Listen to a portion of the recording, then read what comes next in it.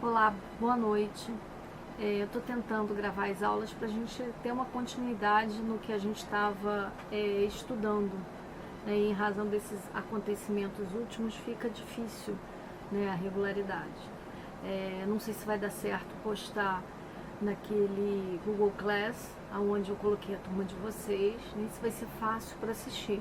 Vamos fazer um teste para ver se dá certo. Também não tenho noção do tamanho do arquivo com a postagem dele. Então eu vou gravar agora um arquivo pequeno de um determinado assunto, que é o assunto onde nós paramos, as obrigações na realidade dar, e eu vou postar e a gente vai se comunicando para encontrar uma forma que seja a melhor possível para a gente dar prosseguimento aos nossos estudos durante esse período em que todos nós estamos em fase de isolamento, ok? Espero que dê tudo certo pra gente. Na nossa última aula, nós tratamos da classificação das obrigações e encerramos essa etapa e passamos à modalidade das obrigações. E aí nós falamos que as obrigações, elas podem ser positivas ou negativas. As obrigações positivas, elas se referem a dar, né, e a fazer, dar coisa certa ou coisa incerta, e negativa, a obrigação de não fazer. A obrigação de dar, né, coisa certa ou coisa incerta, ela se refere ao quê? Ao fato do objeto ser determinado, no caso da obrigação de dar coisa certa, ou do objeto ser indeterminado, no caso da obrigação de dar coisa incerta. Na coisa certa, pelo fato do objeto ser determinado, a gente tem ali a identificação do gênero, da quantidade e da qualidade. Na obrigação de dar coisa incerta, a qualidade não está ali determinada, especificada. A gente sabe que espécie, que gênero deve ser dado, que quantidade deve ser dado, só que no futuro vai se estabelecer essa qualidade que dará a certeza daquele tipo de coisa específica, tá? Essas obrigações de dar, elas são obrigações de natureza positiva, né? Por quê? Porque elas se relacionam a uma ação, né, que o devedor da obrigação deve realizar para que ela seja efetivamente cumprida, satisfeita. No Código Civil, as obrigações de dar, elas vêm reguladas nos artigos 233 e seguinte, vai até o 246 do Código Civil especificamente. E aí a gente tem algumas questões que são importantes a gente trabalhar. A primeira delas é o conceito, né? Essa obrigação positiva, que é a obrigação de dar, ela tem por objeto imediato a entrega de uma coisa corpórea, seja ela certa ou incerta, né? Então a gente pode dizer que a obrigação de dar é a obrigação positiva que tem por escopo, que tem por fim, né, a entrega de coisa corpórea, certa ou incerta. Além dessa questão do conceito, né, é importante a gente dizer que ela tem espécies. Quais são as espécies da obrigação de dar? A obrigação de dar, ela pode ser a entrega, a obrigação de entregar, né? Você compra determinado objeto e esse objeto ele vai ser entregue a você como forma de ver a obrigação devidamente satisfeita. Também ela pode ser relacionada à devolução, à restituição, né? Então, você cede determinado bem em empréstimo ou através de um contrato de locação a outrem e aquele bem vai em determinado momento ele ser devolvido, né? Então, é uma restituição. E, por fim, a obrigação de pagar, né? A gente tem o dar especificamente em pagar quando se trata de uma obrigação em dinheiro, uma obrigação de natureza pecuniária, seja referente ao valor total principal ou seja referente a esse valor principal acrescido de juros, acrescido de correção monetária também. Então a gente pode falar que as espécies da obrigação de dar né, podem ser identificadas, elencadas como entregar, restituir e pagar, ok? E aí, se a gente fosse tentar esmiuçar isso, a gente ia encontrar o quê? Primeiramente, né, as obrigações de dar propriamente ditas, que são aquelas obrigações ad dando, né? Essas obrigações, elas se relacionam à constituição de um direito real sobre determinado bem, seja ele móvel ou seja ele imóvel, né? O exemplo melhor disso é a compra e venda, que vem lá no artigo 481 do Código Civil, né? A gente tem, né, a compra e venda como um contrato, aonde um dos contratantes se obriga a entregar, a dar ao outro determinado objeto, mediante, na realidade, o pagamento de um preço que foi estabelecido entre eles, né, no negócio jurídico celebrado. Então, primeiro a gente tem as obrigações de dar propriamente ditas. Depois a gente tem as obrigações de restituir. Obrigação de restituir, ela se relaciona ao quê? Ao uso, à fruição, ao gozo de determinado bem móvel ou imóvel. Vocês depois, quando estudarem direitos reais, vão estudar que os poderes inerentes à propriedade se relacionam ao usar, gozar, né, e dispor da coisa, além do exercício do direito de sequela, que é o direito de você se utilizar das medidas judiciais para a defesa desse bem que você tem. Então é o uso, é o gozo e é a disposição desse bem. Então quando a gente fala de restituir, isso está ligado ao uso e à fruição desse bem. E aí a gente tem vários exemplos, né? Um exemplo que é corriqueiro é a locação, que está lá no artigo 565 do Código Civil, né? Um sujeito entrega a outrem determinada coisa sua para que ele possa dela usar e gozar por um determinado tempo, né? Para que ele possa efetivamente usar. Essa coisa dada em locação, ela em regra não é o que? Infungível, ela deve ser fungível, né?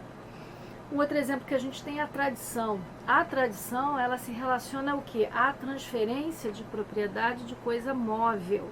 E as coisas móveis, a gente tem essa transferência cristalizada pela entrega, que é a tradição. Isso a gente tem no artigo 1267 do Código Civil, né, que estabelece que todo negócio jurídico envolvendo bem móvel, ele se tem, né, essa transferência de propriedade efetivada através do que se chama de tradição. É só dar uma olhadinha no 1267. E a gente tem também a parte dos imóveis, né? Como é que eu tenho a transferência de propriedade de um imóvel, né? Como é que você tem isso? Através da inscrição no registro imobiliário. E isso vem regulado no artigo 1245 do Código Civil. Então, a propriedade imobiliária, ela se transmite pela transcrição no registro imobiliário.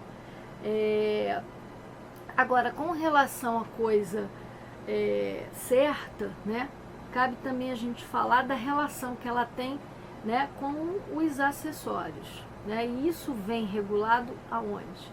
No artigo 233 do Código Civil. O artigo 233, ele fala, né, o seguinte, que os acessórios da coisa que foi dada, né, a coisa certa dada, né, mesmo que eles não forem mencionados, eles ficam abrangidos, né, no negócio efetivado, devendo ser também entregues. Então, só para a gente lembrar o que a gente estudou no semestre passado, o que são esses bens acessórios, né? A gente falou dos bens acessórios quando falou dos tipos de bens.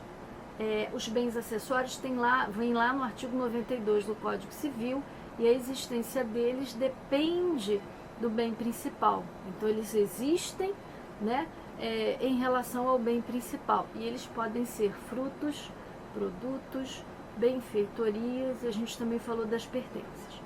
Frutos são utilidades renováveis, como uma maçã, como uma banana, né? É algo que se reproduz. Produtos não, são não renováveis, né? Então você utiliza e isso reduz a substância principal em si. O exemplo que a gente tem, né, o petróleo, o carvão mineral, são os recursos minerais de forma geral. Já as benfeitorias são obras realizadas pelo homem na estrutura desse bem, né, com a finalidade de quê? De fazer a conservação desse bem, da melhoria desse bem, ou, né, proporcionar prazer ao proprietário, aquele que se utiliza desse bem. Essas benfeitorias podem ser necessárias, úteis ou voluptuárias. Necessárias quando forem indispensáveis para que aquele bem continue existindo da forma adequada. É o exemplo que a gente deu da viga com cupim no telhado da casa. Úteis, né, para que você possa utilizar melhor esse bem. É aquele exemplo daquela porta que foi ampliada para que um cadeirante pudesse passar. E voluptuárias estão vinculadas ao gozo, ao prazer da pessoa. É você colocar um adorno ou uma piscina, né, para o seu próprio deleite. Cada tipo de benfeitoria tem uma consequência jurídica determinada, né? Para a gente aqui, né, o que está valendo é o direito a você receber, né, com a coisa essa benfeitoria quando a coisa é entregue, tá? E aí as pertenças, nós não falamos, na realidade são partes integrantes e que se destinam de um modo duradouro a integrar essa coisa. É o exemplo da lâmpada e do lustre. A lâmpada sozinha ela não tem utilidade, mas ela junto com o lustre ela fornece luz para a gente, certinho? Então, o que o artigo 233 ele traz para a gente? Ele traz exatamente o quê?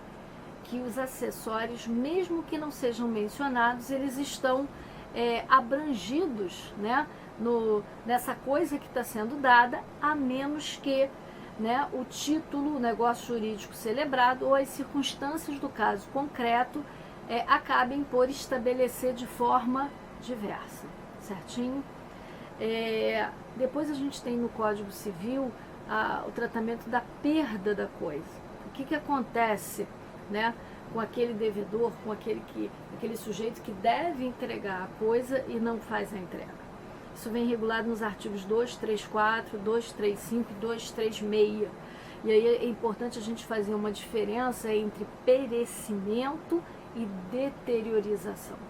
Perecimento, a gente tem a perda total da coisa. Deterioração, a gente tem uma perda parcial. Você não tem a perda completa daquela coisa. O perecimento, né, que vem no artigo 234, né, ele diz o quê? Se a coisa se perde de forma total, né, a questão ficará resolvida entre as partes se for sem culpa do devedor. Então, aquele que devia dar a coisa, se ele não tiver culpa, o negócio jurídico está encerrado sem nenhuma consequência. Ou, se houver alguma condição, né, suspensiva, também relacionada ao negócio jurídico. A condição suspensiva a gente também viu no semestre passado, quando a gente estudou o último degrau da escada pontiana, né, que eu tenho certeza que vocês não estão esquecendo, né, aquela existência das condições, dos termos suspensivos ou não, tá? Agora, e se o devedor tiver culpa, o que acontece? Ele vai responder, né, pelo equivalente do bem que se perdeu, mais perdas e danos. Então, se houver perda total da coisa que deva ser dada, sem culpa do devedor, ele não responde por perdas e danos, nem pelo valor da coisa. Com culpa do devedor, ele vai responder por perdas e danos e mais pelo valor da coisa. Agora, e se houver simplesmente uma deterioração da coisa, uma perda parcial daquele objeto? Se for sem culpa do devedor, a obrigação vai ser dada como resolvida, né? E também é possível, né, o credor aceitar a coisa com abatimento do valor que perdeu. Então se resolve, então nada é entregue, nada é pago, nada mais vai ser devido, é como se o negócio jurídico não se completasse, Ou a gente também pode ter o credor, né, aquele que tem direito de receber a coisa, aceitando aquela coisa com perda parcial, deteriorada, no estado em que ela se encontra e tendo em consequência um abatimento do preço daquela coisa.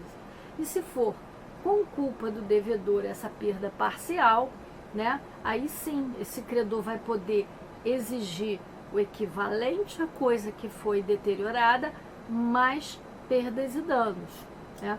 Ele também poderá aceitar a coisa deteriorada no estado que ela se encontrar, mais perdas e danos. Então, isso tudo é possível, tá? Agora,